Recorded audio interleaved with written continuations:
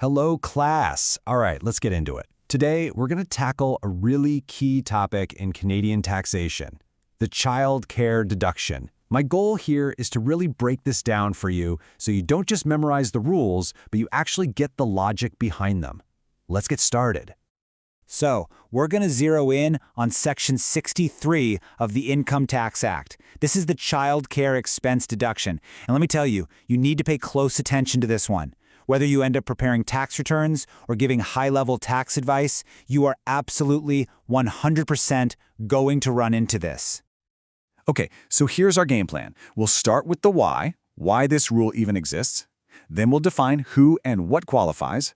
After that, we'll jump into the actual calculation, figure out who makes the claim, and then look at the all-important exceptions. It'll all build on itself, piece by piece. Right. First things first. Before we get lost in all the numbers and the nitty-gritty rules, it's so important to understand the thinking behind this. Why did the government create Section 63 in the first place? What are they trying to accomplish? Here's the key takeaway. This isn't just some social handout. It's really an economic tool. The government is basically saying, hey, we get it. If you're going to work or run a business or go to school, you need someone to look after your kids. They see childcare as a legitimate cost of earning an income and participating in the economy. Okay, so let's move on to our first big hurdle. Before you can even think about deducting a single dollar, we have to ask, does the child actually qualify? Let's look at the official definition of an eligible child. The definition here is super specific, so listen up. There are two main ways a child qualifies. First, if they're under 16 at any point during the year, even if it's just on January 1st, they're in. Or, second, if they're dependent on you because of an infirmity, then there's no age limit at all. And there's a catch. The child's own income can't be too high. It has to be under that basic personal amount. So let's say we have an eligible child. Great. The next question is, what kind of expenses can you actually claim? We need to be crystal clear on what's in and what's out.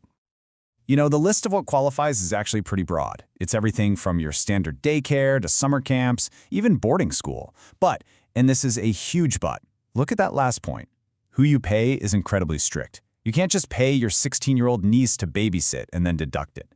No payments to parents, spouses, or close relatives under 18. This is where people get tripped up all the time.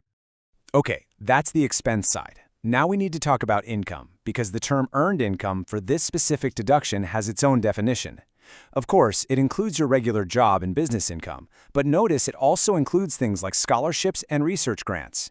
And here's a key detail. You don't subtract employment expenses. This number is going to be a major limiting factor in a minute, so keep it in your back pocket. All right, now for the main event. This is the heart of it all. This is where we bring all those pieces together to figure out the maximum deduction a person can actually claim. Let's break down how this powerful little formula works. First up, you need to know about these hard caps. The government sets a maximum annual dollar limit per child. As you can see, it's a tiered system. You get the highest amount for a child who is eligible for the disability tax credit, then a bit less for kids under 7, and then a base amount for every other eligible child. These are your annual limits. And here it is, the golden rule. Your deduction is always the least of these three things. 1, what you actually paid out of pocket. 2, the sum of those annual limits we just saw. And 3, 2/3 of your earned income. You have to calculate all three and pick the lowest number. If you take away one thing for the final exam, please let it be this least of rule. It's everything. Let's make this real and run the numbers. So, a taxpayer earned $60,000. They paid $9,000 for their 4-year-old. Let's do the three-part test. Number 1, amount paid. That's $9,000. Easy. Number 2, annual limit for a kid under 7. That's $8,000. Number 3, 2/3 of their earned income. 2/3 of $60,000 is $40,000. So we have our three numbers, $9,000, $8,000, and $40,000. Which one's the lowest? Bam! It's $8,000. That's the deduction, even though they paid more. So we figured out the amount of the deduction. We've got our number. But the next massive question is, who gets to claim it on their tax return? And I'll tell you right now, it's not always a choice. Here is the rule, and it is ironclad. In a two-parent family, the deduction must, and I mean must, be claimed by the partner with the lower net income. It doesn't matter who wrote the check to the daycare. And why? Well, the government wants the family unit to get the biggest tax break possible, and a deduction is always more valuable against income that's taxed at a lower rate. Now you might be wondering, what about single parents? This is where this definition of a supporting person becomes critical. For example, if a single parent has a new partner move in who fits this description, well, for the purposes of this deduction, the CRA doesn't see them as a single parent anymore. And guess what rule is back in play? You got it, the lower income earner rule. Okay, so I just spent all this time telling you it's always the lower income spouse. But, tax law. For every big, firm rule, there's usually a list of exceptions. So let's look at the special cases where the higher income spouse actually gets to make the claim. The whole idea behind these exceptions is pretty straightforward. It's for situations where the lower income spouse was essentially unavailable to take care of the kids. They were in school or in prison or too ill to provide care. In these specific cases, the law says, okay, that's not fair, and it allows the claim to shift over to the higher income spouse. Okay, let's level up a bit. What if the exception only applied for part of the year? Maybe the lower income spouse was a full-time student for, say, 16 weeks. In that case, the higher income spouse can't just claim the full annual amount.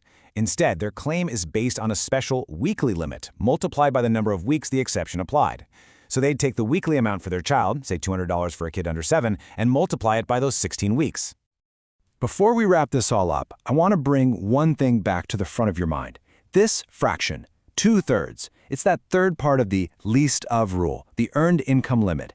It's so easy to forget this one when you're doing a calculation, but it acts as a critical ceiling on the whole deduction. Don't forget it. All right, let's boil this all down. These are the key pillars you really need to have locked in. First, the purpose. It's about enabling people to earn income.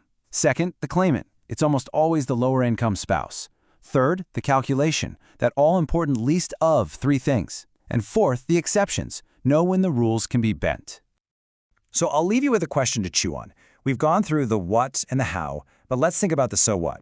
How does a rule like this, tying the deduction so strictly to the lower income earner, actually influence a family's real-life choices about careers and education? Think about that because that's where we're going to pick things up in our next class.